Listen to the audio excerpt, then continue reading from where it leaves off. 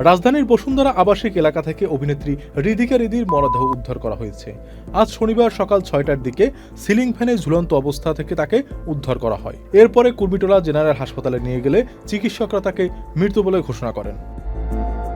পুলিশের প্রাথমিক ধারণা এটি আত্মহত্যার ঘটনা হতে পারে। এ বিষয়ে ভাটারা থানার ভারপ্রাপ্ত কর্মকর্তা মাজহারুল ইসলাম বলেন, খবর পেয়ে আমরা কুর্মিটোলা হাসপাতালে গিয়ে মরদেহ পাই। বর্তমানে তার মা ও পরিবারের সদস্যরা থানায় আছেন। তাদের দেওয়া তথ্য অনুযায়ী একজনের সঙ্গে রিদির প্রেমের সম্পর্ক ছিল। আজ ভোররাতে ওই ব্যক্তির সাথে ভিডিও কলে কথা কাটাকাটি হয়। এক পর্যায়ে রিদি ভিডিও কলে থাকা অবস্থায় আত্মহত্যা করেন।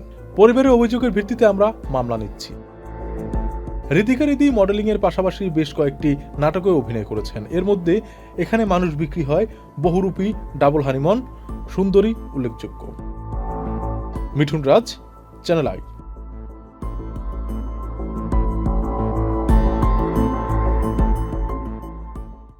সঠিক প্যাড আর সঠিক তথ্য দিয়ে এসব সামলে নিব এক হয়ে। Monalisa sanitary napkin.